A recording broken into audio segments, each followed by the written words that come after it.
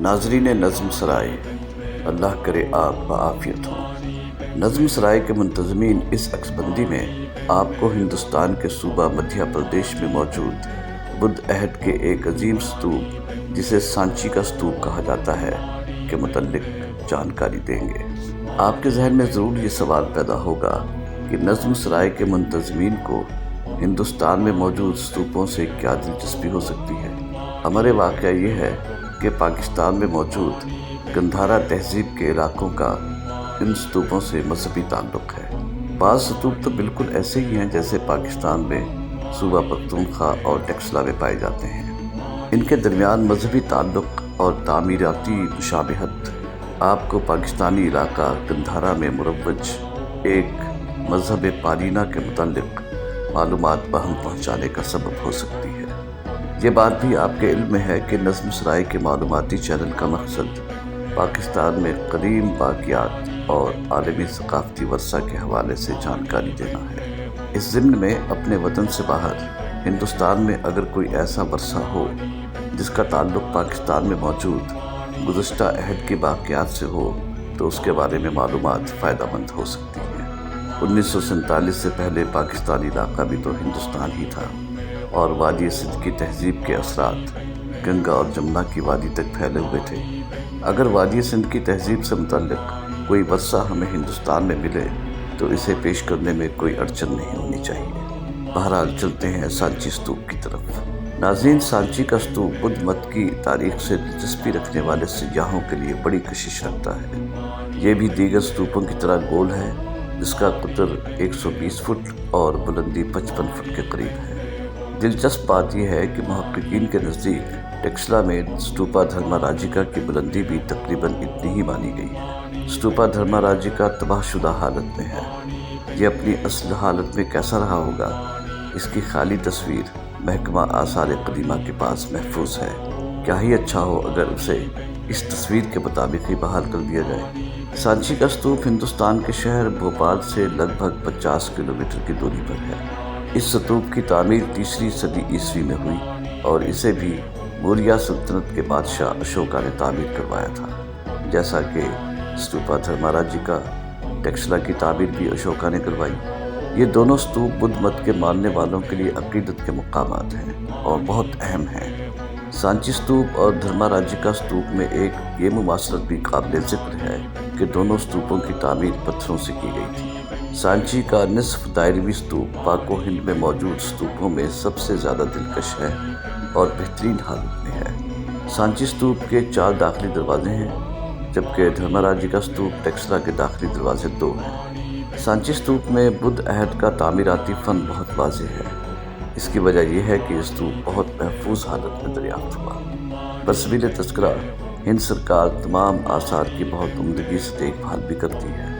پاکستان میں وادی سندھ کی تہذیب اور گندھارا تہذیب کے اس قدر آثار ہیں کہ ہم صرف دریافت شدہ آثار کی تزئین نو کر کے دنیا کے سامنے اچھے طریقے سے پیش کریں تو ہمارے ہاں سیاحت کو بہت فروغ مل سکتا ہے۔ سانچی ستوپ کے اوپر ایک چھیتیا بھی تعمیر کیا گیا۔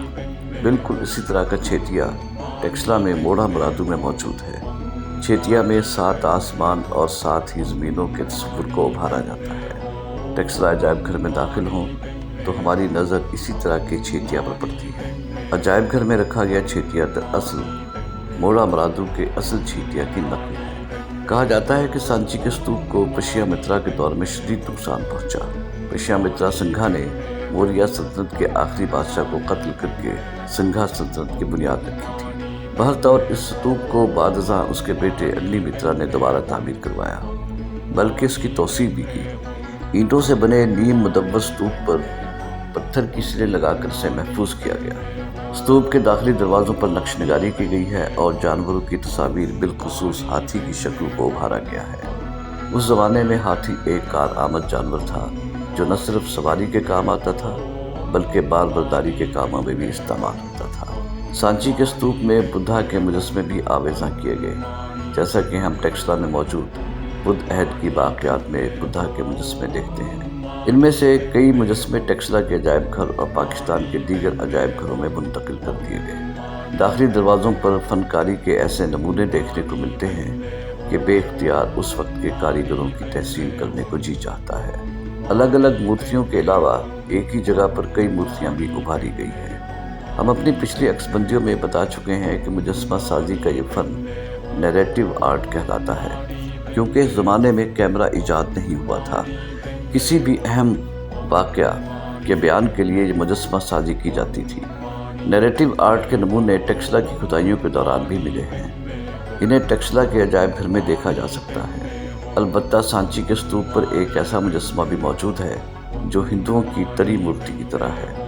یہ 3 شیروں کے مجسمے ہیں جو اکٹھے بنائے گئے ہیں۔ سانچی کے ستوپ پر ایک خانقاہ کے آثار بھی موجود ہیں، جیسا کہ ہم ٹیکسلا میں موڑا مرادو، جولیاں، جنوں والی ڈھیری، دھرما راجی کا ستوپ اور بھمالا ستوپ پر دیکھتے ہیں۔ ناظرین، سانچی ستوپ پر منتی ستوپ بھی موجود ہیں، بالکل ویسے ہی منتی ستوپ جیسے ہم جولیاں، دھرما راجی کا ستوپ، جنوں والی ڈھیری اور بھمالا ستوپ پر دیکھتے ہیں۔ غور کیا جائے تو سانچی ستوپ اور ٹیکسلا میں دریافت شدہ ستوپوں میں کئی لحاظ سے مماثلت پائی جاتی ہے، حتیٰ کہ مجسمہ سازی کے نمونے بھی ملتے جلتے ہیں۔ فرق یہ ہے کہ ہندوستان نے آثار قدیمہ کو سیاحوں کے لیے دیدہ زیب بنایا ہے اور ہندوستان سیاحت سے کثیر زر مبادلہ کما رہا ہے، جبکہ ہماری یہ حالت ہے کہ ٹیکسلا میں کالوان ستوپ، گیڑی کے آثار اور بھمالا کے اہم ستوپوں تک جانے کے لیے مناسب سڑک تک نہیں ہے۔